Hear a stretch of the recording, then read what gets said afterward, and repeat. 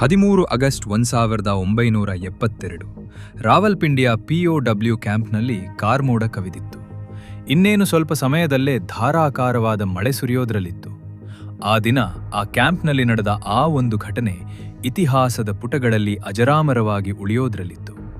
ಇದೇ ಕ್ಯಾಂಪ್ನಲ್ಲಿ 1971 ಭಾರತ-ಪಾಕಿಸ್ತಾನ್ ಯುದ್ಧದಲ್ಲಿ ಸೆರೆಸಿಕ್ಕ ಭಾರತೀಯ ವಾಯುಸೇನೆಯ 12 ಪೈಲಟ್ಗಳನ್ನು ಬಂಧಿಸಿ ಇಡಲಾಗಿತ್ತು. ಕ್ಯಾಂಪ್ನ ಭದ್ರತೆ ಅದೆಷ್ಟು ಸುಭದ್ರವಾಗಿತ್ತು ಅಂದ್ರೆ ಅದ್ಯಾವ ಕೈದಿಯೂ ಕೂಡ ಇಲ್ಲಿಂದ ಜೀವಂತ ಹೊರಗಡೆ ಹೋಗೋಕೆ ಆಗ್ತಾ ಇರಲಿಲ್ಲ. 4 ದಿಕ್ಕುಗಳಲ್ಲಿ ಹರಡಿದ್ದ ದೈತ್ಯ ಗಾತ್ರದ ಗೋಡೆಗಳ ಮೇಲೆ ಹಾಸಿದ್ದ ಮುಳ್ಳಿನ ತಂತಿಗಳು, ಪ್ರತಿಯೊಂದು ದಿಕ್ಕಿನಲ್ಲೂ ಪಾಕಿಸ್ತಾನಿ ಸೈನಿಕರ ಸರ್ಪಗಾವಲು. ಆ ದಿನ ಕ್ಯಾಂಪಿನಲ್ಲಿ ಇಷ್ಟೊಂದು ಭದ್ರತೆ ಇದ್ರೂ ಕೂಡ ಭಾರತೀಯ ವಾಯುಪಡೆಯ ಆ 3 ಪೈಲಟ್ಗಳು ಆ ಸುಭದ್ರ ಸೆರೆಮನೆಯ ಗೋಡೆಯನ್ನ ಸೀಳಿಕೊಂಡು ಅಲ್ಲಿಂದ ಎಸ್ಕೇಪ್ ಆಗಿದ್ರು.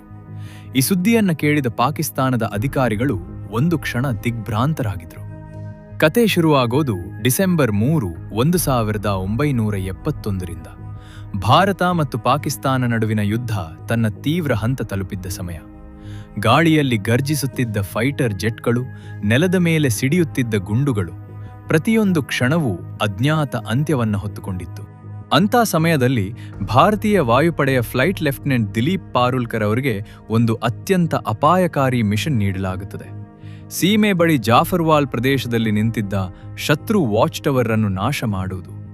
ಅದು ಕೇವಲ ಒಂದು ಕಲ್ಲಿನ ಗೋಡೆಯಾಗಿರಲಿಲ್ಲ, ಅದು ಭಾರತ ಸೇನೆಯ ಪ್ರತಿಯೊಂದು ಚಲನವಲನವನ್ನು ಗಮನಿಸುತ್ತಿದ್ದ ಹದ್ದಿನ ಕಣ್ಣಾಗಿತ್ತು. ಡಿಸೆಂಬರ್ 10ರ ಬೆಳಿಗ್ಗೆ ಪಾರುಲ್ಕರ್ ತಮ್ಮ ಸುಕೋಯ್ 7 ಜೆಟ್ನಲ್ಲಿ ಕುಳಿತು ಆಕಾಶವನ್ನು ಚೀರಿಕೊಂಡು ತಮ್ಮ ಗುರಿಯತ್ತ ಸಾಗ್ತಾರೆ. ಪಾರುಲ್ಕರ್ ವಾಚ್ ಟವರ್ ಹತ್ತಿರ ಹೋಗ್ತಿದ್ದಂತೆ ಹಠಾತ್ ಶತ್ರುಗಳ ಆಂಟಿ ಏರ್ ಫೈರ್ ಅವರ ವಿಮಾನದ ಮೇಲೆ ಗುಂಡಿನ ಮಳೆ ಸುರಿಸ್ತವೆ. ಕೆಲವೇ ಕ್ಷಣಗಳಲ್ಲಿ ಕಾಕ್ಪಿಟ್ ಒಳಗೆ ಅಲಾರ್ಮ್ ಕೂಗೋದಕ್ಕೆ ಶುರುವಾಗುತ್ತೆ. ನಿಯಂತ್ರಣ ಕೈ ತಪ್ಪಿ ಹೋಗ್ತಿರೋದನ್ನು ನೋಡಿದ ಪಾರುಲ್ಕರ್ ಟೈಮ್ ವೇಸ್ಟ್ ಮಾಡದೆ ತಕ್ಷಣವೇ ಇಜೆಕ್ಟ್ ಮಾಡಿಬಿಡ್ತಾರೆ. ಪಾರುಲ್ಕರ್ ಪ್ರಾಣಾಪಾಯದಿಂದ ಪಾರಾಗ್ತಾರೆ. ಆದರೆ ದುರಾದೃಷ್ಟವಶಾತ್ ಅವರು ಶತ್ರುಗಳ ನೆಲದಲ್ಲಿ ಬಿದ್ದಿದ್ರು. ದಾಳಿಯಲ್ಲಿ ಪಾರುಲ್ಕರ್ ಮೊದಲೇ ಗಾಯಗೊಂಡಿದ್ರು. ಇನ್ನೇನೂ ಸ್ವಲ್ಪ ಚೇತರಿಸಿಕೊಳ್ಬೇಕು ಅನ್ನೋ ಹೊತ್ತಿಗೆ ಪಾಕಿಸ್ತಾನದ ನಾಗರಿಕರು ಅವರನ್ನ ಸುತ್ತುವರಿತಾರೆ. ನೋಡ್ತಾ ಇದ್ದಂತೆ ಗುಂಪಿನಲ್ಲಿದ್ದ ಜನ ಅವರ ಮೇಲೆ ಹಲ್ಲೆ ಮಾಡ್ತಾರೆ. ದಾಳಿಯಲ್ಲಿ ಗಾಯಗೊಂಡಿದ್ರಿಂದ ಪಾರುಲ್ಕರ್ ಅಲ್ಲೇ ಮೂರ್ಛೆ ಹೋಗ್ತಾರೆ. ಸ್ವಲ್ಪ ಲೇಟ್ ಆಗಿದ್ರೂ ಕೂಡ ಜನರು ಅವರನ್ನ ಸಾಯಿಸಿ ಬಿಡ್ತಾ ಇದ್ರು. ಆದರೆ ಅಷ್ಟೊತ್ತಿಗಾಗ್ಲೇ ಅಲ್ಲಿಗೆ ಪಾಕಿಸ್ತಾನದ ಸೈನಿಕರು ಬರ್ತಾರೆ ಹಾಗೂ ಜನರನ್ನ ನಿಯಂತ್ರಿಸಿ ಪಾರುಲ್ಕರ್ ಅವರನ್ನ ವಶಕ್ಕೆ ಪಡಿತಾರೆ. ಪಾರುಲ್ಕರ್ ಅವರಿಗೆ ಪ್ರಜ್ಞೆ ಬಂದು ಕಣ್ಣು ಬಿಟ್ಟು ನೋಡಿದಾಗ ಅವರು ಪಾಕಿಸ್ತಾನದ ಒಂದು ಕಿರಿದಾದ ಕತ್ತಲೆ ಕೋಣೆಯೊಳಗೆ ಬಂದಿಯಾಗಿದ್ರು. ಎದುರಿಗೆ ಪಾಕಿಸ್ತಾನದ ಒಬ್ಬ ಆರ್ಮಿ ಆಫೀಸರ್ ನಿಂತಿದ್ದ. ಅವನು ಪಾರುಲ್ಕರ್ಗೆ ಒಂದು ಪೆನ್ಸಿಲ್ ಹಾಗೂ ಪೇಪರ್ ಕೊಟ್ಟು ಅದಂಪುರ್ ಏರ್ ಬೇಸ್ನ ನಕ್ಷೆ ಬಿಡಿಸೋದಕ್ಕೆ ಹೇಳ್ತಾನೆ. ಅದಂಪುರ್ ಏರ್ ಬೇಸ್ ಭಾರತೀಯ ವಾಯುಸೇನೆಯ ಅತಿ ಮುಖ್ಯವಾದ ವಾಯುನೆಲೆಯಾಗಿತ್ತು. ತಕ್ಷಣವೇ ಪಾರುಲ್ಕರ್ ಅದನ್ನ ತಿರಸ್ಕರಿಸ್ತಾರೆ. ಆದರೆ ಪಾಕಿಸ್ತಾನದ ಅಧಿಕಾರಿಗಳು ಸುಮ್ಮನಾಗೋದಿಲ್ಲ. ಪಾರುಲ್ಕರ್ ಅವರನ್ನ ಟಾರ್ಚರ್ ಮಾಡೋದಕ್ಕೆ ಶುರು ಮಾಡ್ತಾರೆ. ಕೊನೆಗೂ ಸೈನಿಕರ ಟಾರ್ಚರ್ ತಡೆದುಕೊಳ್ಳೋಕ್ ಆಗದೆ ಪಾರುಲ್ಕರ್ ನಕ್ಷೆಯನ್ನ ಬಿಡಿಸ್ತಾರೆ. ಪಾಕಿಸ್ತಾನಿ ಅಧಿಕಾರಿ ಖುಷಿಯಾಗ್ತಾನೆ. ಆದ್ರೆ ಕೆಲವು ಕ್ಷಣಗಳ ನಂತರ ಗೊತ್ತಾಗುತ್ತೆ ಅದು ಅದಂಪುರ್ ಏರ್ ಬೇಸ್ನ ನಕ್ಷೆ ಆಗಿರ್ಲಿಲ್ಲ, ಬದಲಿಗೆ ಮುಂಬೈನ ಸಾಂಟಾ ಕ್ರೂಸ್ ಏರ್ಪೋರ್ಟ್ನ ನಕ್ಷೆಯಾಗಿತ್ತು. ಅಧಿಕಾರಿಯ ಕೋಪ ನೆತ್ತಿಗೇರುತ್ತೆ. ಶಿಕ್ಷೆಯಾಗಿ ಕೋಣೆಯ ಒಂದು ಮೂಲೆಯಲ್ಲಿ ಇಡೀ ರಾತ್ರಿ ನಿಂತೇ ಇರಬೇಕು ಅಂತ ಪಾರುಲ್ಕರ್ಗೆ ಆದೇಶ ಮಾಡ್ತಾನೆ. ಪಾರುಲ್ಕರ್ ಏನಾದ್ರೂ ಕೂತ್ಕೊಳ್ಳೋದಕ್ಕೆ ಪ್ರಯತ್ನ ಪಟ್ರೆ ತಕ್ಷಣವೇ ಶೂಟ್ ಮಾಡುವಂತ ಜೈಲಿನ ಒಬ್ಬ ಗಾರ್ಡ್ಗೆ ಆದೇಶ ಮಾಡಲಾಗುತ್ತೆ. ಪಾರುಲ್ಕರ್ ಇಡೀ ರಾತ್ರಿ ನಿಂತಿದ್ರು. ಆಯಾಸದಿಂದ ದೇಹ ಬಳಲಿ ಬೆಂಡಾಗಿತ್ತು. ಪಾರುಲ್ಕರ್ ಪರಿಸ್ಥಿತಿಯನ್ನು ನೋಡಿದ ಗಾರ್ಡ್ಗೆ ಸ್ವಲ್ಪ ಕರುಣೆ ಹುಟ್ಟುತ್ತೆ. ಆತ ಪಾರುಲ್ಕರ್ಗೆ ಕುಳಿತುಕೊಳ್ಳೋದಕ್ಕೆ ಹೇಳ್ತಾನೆ. ಯಾರಾದ್ರೂ ಬಂದ್ರೆ ನಾನು ಸಿಗ್ನಲ್ ಕೊಡ್ತೀನಿ ಅಂತ ಹೇಳ್ತಾನೆ. ಹಲವು ದಿನಗಳ ಕಾಲ ಹೀಗೆ ನಡೀತಾ ಇತ್ತು.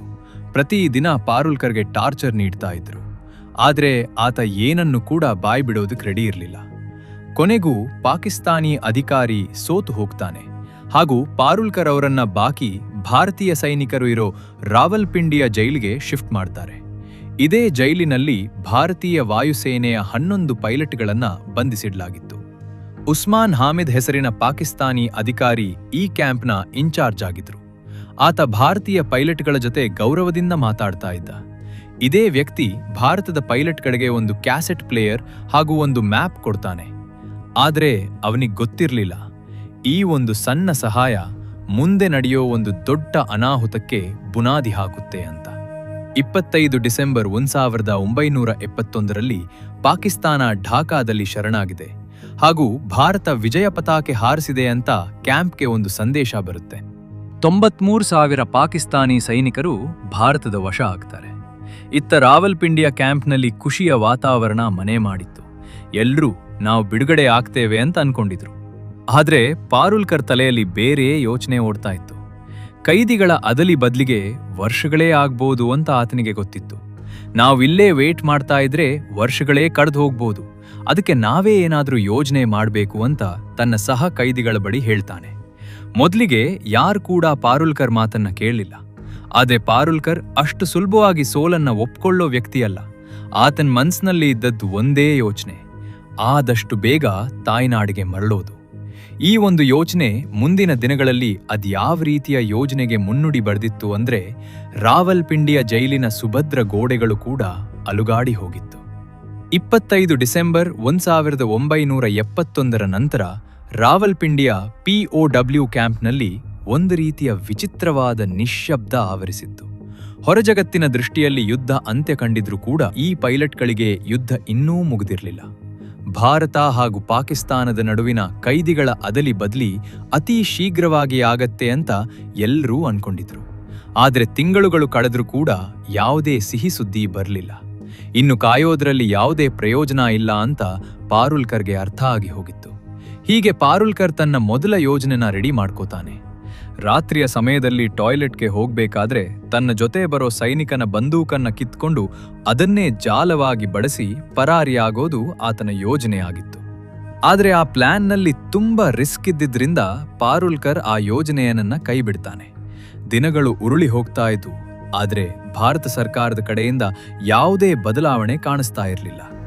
ಪಾರುಲ್ಕರ್ ಇನ್ನೊಮ್ಮೆ ತಮ್ಮ ಸಹ ಕೈದಿಗಳನ್ನ ಕರೆದು ಮಾತಾಡ್ತಾರೆ. ಈ ಬಾರಿ ಇಬ್ಬರು ಪೈಲಟ್ ಮುಂದೆ ಬರ್ತಾರೆ, MS ಗ್ರೇವಾಲ್ ಹಾಗೂ ಹರೀಶ್ ಸಿಂಗ್. ಮೂವರು ಸೇರಿ ಎಸ್ಕೇಪ್ ಆಗೋದಕ್ಕೆ ಯೋಜನೆ ಹಾಕ್ತಾರೆ.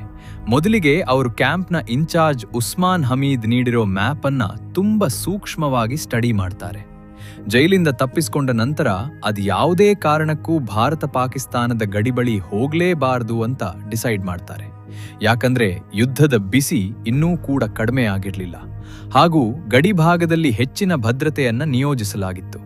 ಅದಕ್ಕಾಗಿ ಅವರು ಮೊದಲಿಗೆ ಅಫ್ಘಾನಿಸ್ತಾನ್ಗೆ ಹೋಗಿ ನಂತರ ಭಾರತಕ್ಕೆ ಹೋಗೋದು ಅಂತ ನಿರ್ಧಾರ ಮಾಡ್ಕೋತಾರೆ. ಪ್ಲಾನ್ ಮಾಡೋದಕ್ಕೆ ಇವರಿಗೆ ಒಂದು ಸರಿಯಾದ ಕೋಣೆಯ ಅವಶ್ಯಕತೆ ಇತ್ತು. ಆ ಕೋಣೆ ಕ್ಯಾಂಪ್ನ ಗೋಡೆಗೆ ಹತ್ತಿರ ಇರಬೇಕಿತ್ತು ಹಾಗೂ ಸೆಕ್ಯೂರಿಟಿ ಕೂಡ ಕಡಿಮೆ ಇರಬೇಕಿತ್ತು. ತುಂಬಾ ಹೊತ್ತು ಯೋಚನೆ ಮಾಡಿದ ನಂತರ ರೂಮ್ ನಂಬರ್ 4 ಆಯ್ಕೆ ಮಾಡ್ತಾರೆ. ಆದ್ರೆ ಆ ಕೋಣೆಗೆ ಶಿಫ್ಟ್ ಆಗೋದು ಅಷ್ಟು ಸುಲಭ ಆಗಿರ್ಲಿಲ್ಲ. ಇಲ್ಲಿ ಪಾರುಲ್ಕರ್ ತನ್ನ ಬುದ್ಧಿವಂತಿಕೆ ಉಪಯೋಗಿಸಿ ಗಾರ್ಡ್ಸ್ಗಳ ಜೊತೆಗೆ ಪರಿಚಯ ಬೆಳೆಸ್ಕೊಳ್ತಾನೆ. ಅದನ್ನೇ ಅಸ್ತ್ರವಾಗಿ ಉಪಯೋಗಿಸಿ ಶಿಫ್ಟ್ ಆಗೋದಕ್ಕೆ ರಿಕ್ವೆಸ್ಟ್ ಮಾಡ್ಕೋತಾನೆ. ಕೊನೆಗೂ ಈ ಮೂವರನ್ನ ರೂಮ್ ನಂಬರ್ 4ಕ್ಕೆ ಶಿಫ್ಟ್ ಮಾಡ್ತಾರೆ. ಇದೇ ಕೊನೆಯಲ್ಲಿ ಮುಂಚೆಯಿಂದ ಒಬ್ಬ ಭಾರತೀಯ ಪೈಲಟ್ನ ಇರಿಸಲಾಗಿತ್ತು. ಆತನ ಹೆಸರು ವಿದ್ಯಾಧರ್ ಶಂಕರ್ ಚಾಟಿ. ಆತ ಜೈಲಿಂದ ಎಸ್ಕೇಪ್ ಆಗೋದಕ್ಕೆ ರೆಡಿ ಇರಲಿಲ್ಲ. ಆದ್ರೆ ಈ ಮೂವರಿಗೆ ಸಹಾಯ ಮಾಡೋದಕ್ಕೆ ಒಪ್ಕೊಳ್ತಾನೆ. 18 ಇಂಚು ದಪ್ಪ ಇದ್ದ ಜೈಲಿನ ಗೋಡೆಯನ್ನ ಕೊರೆಯೋದು ಇವರ ಮೊದಲ ಸವಾಲಾಗಿತ್ತು. ಯಾವುದೇ ಆಯುಧ ಇಲ್ಲದೆ ಇದನ್ನ ಒಡೆಯೋದು ಅಸಾಧ್ಯದ ಕೆಲಸವಾಗಿತ್ತು. ಇವರು ಹೇಗೋ ಮಾಡಿ ಒಂದು ಸ್ಕ್ರೂ ಡ್ರೈವರ್ ಹಾಗೂ ಒಂದು ಕತ್ತರಿಯನ್ನ ಕದ್ದು ತಮ್ಮ ಬಳಿ ಇಟ್ಕೋತಾರೆ. ಪ್ರತಿ ರಾತ್ರಿ 12ರಿಂದ 1ರವರೆಗೆ ಮಂಚದ ಅಡಿಗಡೆ ಗೋಡೆಯನ್ನ ಕೊರೆಯುವ ಕೆಲಸ ಸದ್ದಿಲ್ದೆ ನಡೀತಾ ಇತ್ತು. ಗೋಡೆಯ ಮಣ್ಣು ಹಾಗೂ ಸಿಮೆಂಟನ್ನ ಮಂಚದ ಕೆಳಗೆ ಮುಚ್ಚಿ ಇಡ್ತಾ ಇದ್ರು. ಇದೆಲ್ಲ ಗಾರ್ಡ್ಸ್ಗೆ ಸರಿಯಾಗಿ ಕಾಣಿಸಬಾರದು ಅಂತ ಕೋಣೆಯ ಒಳಗಿದ್ದ ಬಲ್ಬ್ನ ಫ್ಯೂಸ್ ಕಟ್ ಮಾಡ್ತಾರೆ. ಒಂದು ದಿನ ರಾತ್ರಿ ಇವ್ರು ಇನ್ನೇನ್ ಸಿಕ್ಬಿದ್ದಿದ್ರು. ಒಬ್ಬ ಗಾರ್ಡ್ ಇವರು ಕೋಣೆಯೊಳಗೆ ಇಣುಕ್ ನೋಡ್ತಾನೆ. ಆಗ ಕೋಣೆಯೊಳಗೆ ಕೇವಲ 3 ಜನ ಪೈಲಟ್ ಮಾತ್ರ ಇದ್ದಿದ್ರು. ಇನ್ನೊಬ್ಬ ಪೈಲಟ್ ಬೆಡ್ನ ಕೆಳಗೆ ಗೋಡೆ ಕೊರಿತಾ ಇದ್ದ. ತಕ್ಷಣವೇ ಗಾರ್ಡ್ ಜೈಲ್ನ ಇನ್ಚಾರ್ಜ್ ಆಗಿದ್ದ ಉಸ್ಮಾನ್ ಹಾಮಿದ್ನನ್ನ ಕರೆಯೋದು ಕೋರ್ತಾನೆ. ಅಷ್ಟರಲ್ಲಿ ಆ ಪೈಲಟ್ ಮಂಚದ ಕೆಳಗಿಂದ ನಿಧಾನವಾಗಿ ಹೊರಬರ್ತಾನೆ ಹಾಗೂ ತಕ್ಷಣವೇ ಮಲಗ್ಬಿಡ್ತಾನೆ. ಉಸ್ಮಾನ್ ಹಾಮಿದ್ ಬಂದ್ ನೋಡಿದಾಗ 4 ಪೈಲಟ್ಗಳು ಕೂಡ ಮಲಗಿದ್ರು. ಆಗ ಆತ ಗಾರ್ಡ್ಗೇನೆ ಬೈತಾನೆ. ದಿನಗಳು ಕಳೆದು ತಿಂಗಳುಗಳಾಗಿ ಬದಲಾಗ್ತಾ ಇದ್ವು.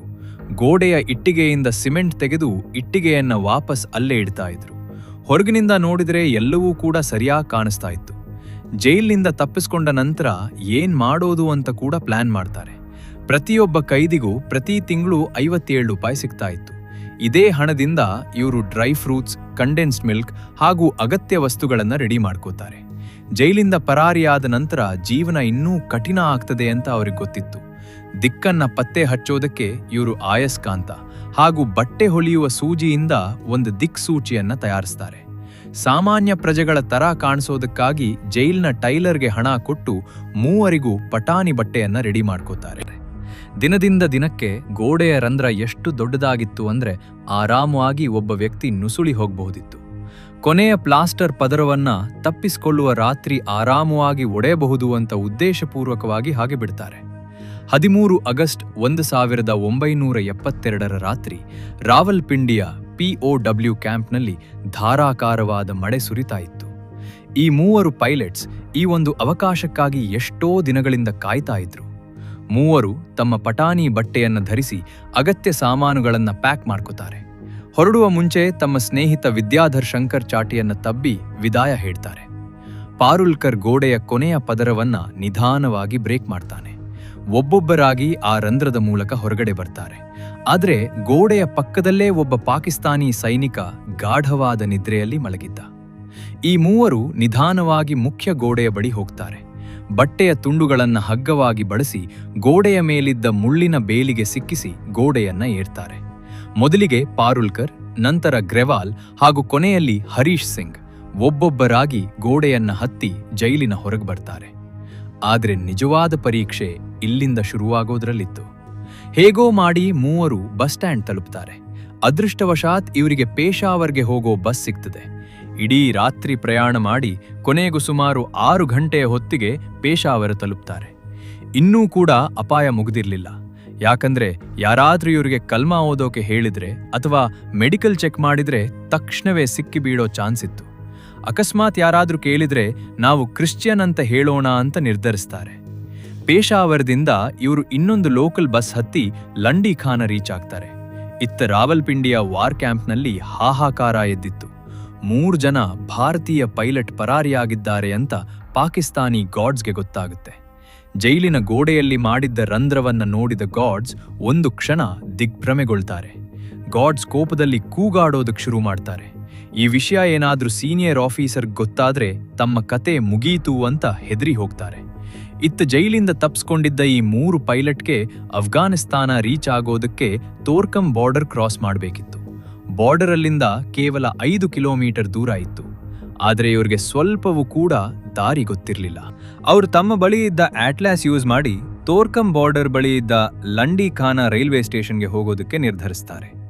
ಆದ್ರೆ ಅವ್ರ ಬಳಿ ಇದ್ದ ನಕ್ಷೆ ತುಂಬಾ ಹಳೆಯದಾಗಿತ್ತು ಹಾಗೂ ಲಂಡಿಖಾನ ರೈಲ್ವೆ ಸ್ಟೇಷನ್ 1932ರಲ್ಲೇ ಮುಚ್ಚಲ್ಪಟ್ಟಿತ್ತು ಅಂತ ಅವರಿಗೆ ಗೊತ್ತಿರಲಿಲ್ಲ. ಮೂವರು ಒಂದು ಟೀ ಅಂಗಡಿ ಬಳಿ ಬರ್ತಾರೆ ಹಾಗೂ ಅಲ್ಲಿದ್ದ ಒಬ್ಬ ವ್ಯಕ್ತಿಯ ಬಳಿ ಲಂಡಿಖಾನಾಗೆ ಹೇಗೆ ಹೋಗೋದು ಅಂತ ಕೇಳ್ತಾರೆ. ಇದನ್ನ ಕೇಳ್ತಾ ಇದ್ದಂತೆ ಅಕ್ಕಪಕ್ಕದಲ್ಲಿದ್ದ ಜನರು ಇವರನ್ನ ದಿಟ್ಟಿಸಿ ನೋಡ್ತಾರೆ. ಒಬ್ಬ ವ್ಯಕ್ತಿ ಮುಂದೆ ಬಂದು ಗಟ್ಟಿ ಧ್ವನಿಯಲ್ಲಿ ನೀವ್ಯಾರು, ಎಲ್ಲಿಂದ ಬರ್ತಾ ಇದ್ದೀರಾ ಅಂತ ಕೇಳ್ತಾನೆ. ಆಗಾಗ ಪಾರುಲ್ಕರ್ ನಾವು ಪಾಕಿಸ್ತಾನದ ಏರ್ಫೋರ್ಸ್ ಆಫೀಸರ್ಸ್ ಅಂತ ಹೇಳ್ತಾನೆ. ಇವರ ದುರಾದೃಷ್ಟಕ್ಕೆ ಆ ವ್ಯಕ್ತಿ ತಹಶೀಲ್ದಾರ್ನ ಕ್ಲರ್ಕ್ ಆಗಿದ್ದ. ಅವನಿಗೆ ಇವ್ರ ಮೇಲೆ ಅನುಮಾನ ಶುರುವಾಯಿತು. ಇಲ್ಲಿ ಲಂಡಿಖಾನ ಹೆಸರಿನ ಯಾವುದೇ ಜಾಗ ಇಲ್ಲ ಅಂತ ಹೇಳ್ತಾನೆ. ನೀವು 3 ಜನ ಬೆಂಗಾಲಿಯವ್ರು ತಾನೆ, ಅಫ್ಘಾನಿಸ್ತಾನಕ್ಕೆ ಹೋಗ್ತಾ ಇದ್ದೀರಾ ತಾನೆ ಅಂತ ಗದರಿಸ್ತಾನೆ. 3ರನ್ನ ಹಿಡಿದು ತಹಶೀಲ್ದಾರ್ ಬಳಿ ಕರ್ತ್ಕೊಂಡು ಹೋಗ್ತಾರೆ. ಅಲ್ಲಿಯೂ ಕೂಡ ಪಾರುಲ್ಕರ್ ನಾವು ಪಾಕಿಸ್ತಾನದ ಏರ್ಫೋರ್ಸ್ ಆಫೀಸರ್ಸ್ ಅಂತಾನೆ ಹೇಳ್ತಾನೆ. ಅದೇ ತಹಶೀಲ್ದಾರ್ ನಂಬೋದಕ್ಕೆ ರೆಡಿ ಇರಲಿಲ್ಲ. ಕೊನೆಯ ಪ್ರಯತ್ನವಾಗಿ ಪಾರುಲ್ಕರ್ ನಿಮ್ಗೆ ನಂಬಿಕೆ ಇಲ್ಲ ಅಂದ್ರೆ ನೀವು ಪಾಕಿಸ್ತಾನ್ ಏರ್ಫೋರ್ಸ್ನ ಅಧಿಕಾರಿ ಉಸ್ಮಾನ್ ಹಾಮಿದ್ಗೆ ಫೋನ್ ಮಾಡಿ ಕೇಳಬಹುದು ಅಂತ ಹೇಳ್ತಾನೆ.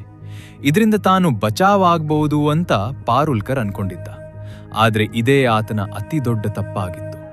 ತಕ್ಷಣವೇ ತಹಶೀಲ್ದಾರ್ ಉಸ್ಮಾನ್ ಹಾಮಿದ್ಗೆ ಕಾಲ್ ಮಾಡ್ತಾನೆ ಹಾಗೂ ಫೋನನ್ನ ಪಾರುಲ್ಕರ್ ಕೊಡ್ತಾನೆ.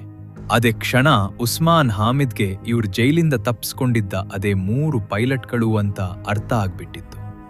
ಆಗ ಉಸ್ಮಾನ್ ಹಾಮಿದ್ ನಮ್ಮ ಸೈನಿಕರು ಅಲ್ಲಿಗೆ ತಲುಪೋ ತನಕ ಇವರನ್ನ ಸುರಕ್ಷಿತವಾಗಿ ಇರಿಸಿ ಅಂತ ತಹಶೀಲ್ದಾರ್ನಿಗೆ ಹೇಳ್ತಾನೆ. ಕೆಲವು ಕ್ಷಣಗಳ ನಂತರ ಪಾಕಿಸ್ತಾನಿ ಸೈನಿಕರು ಅಲ್ಲಿಗೆ ಬಂದು ಇವರನ್ನ ಪುನಃ ರಾವಲ್ಪಿಂಡಿಯ ಜೈಲಿಗೆ ಕರೆದುಕೊಂಡು ಹೋಗ್ತಾರೆ. ಇವರಿಗೆ 1 ತಿಂಗಳ ಸಾಲಿಟರಿ ಕನ್ಫೈನ್ಮೆಂಟ್ ಶಿಕ್ಷೆಯನ್ನ ನೀಡ್ತಾರೆ. ಎಲ್ಲಾ ಭಾರತೀಯ ಪೈಲಟ್ಗಳನ್ನ ರಾವಲ್ಪಿಂಡಿಯಿಂದ ಫೈಸಲಾಬಾದ್ ಜೈಲಿಗೆ ಶಿಫ್ಟ್ ಮಾಡ್ತಾರೆ. ಇದೇ ಸಮಯದಲ್ಲಿ ಭಾರತ ಹಾಗೂ ಪಾಕಿಸ್ತಾನದ ನಡುವೆ ಖೈದಿಗಳ ಅದಲಿಬದಲಿಯ ಮಾತುಕತೆ ಚುರುಕುಗೊಂಡಿತ್ತು. ಕೊನೆಗೂ ಡಿಸೆಂಬರ್ 1972ರಲ್ಲಿ ಪಾಕಿಸ್ತಾನದ ರಾಷ್ಟ್ರಪತಿ ಜುಲ್ಫಿಕರ್ ಭುಟ್ಟೋ ಪ್ರತಿಯೊಬ್ಬ ಭಾರತೀಯ ಕೈದಿಯನ್ನ ಕೂಡ ಬಿಡುಗಡೆ ಮಾಡೋದಾಗಿ ಘೋಷಣೆ ಮಾಡ್ತಾನೆ. ಇದು ಕೇವಲ ಜೈಲಿನಿಂದ ತಪ್ಪಿಸಿಕೊಂಡವರ ಕಥೆಯಲ್ಲ, ಇದು ಭಾರತೀಯ ಸೈನಿಕರ ಧೈರ್ಯ ಹಾಗೂ ಸಾಹಸದ ವೀರಗಾಥೆ.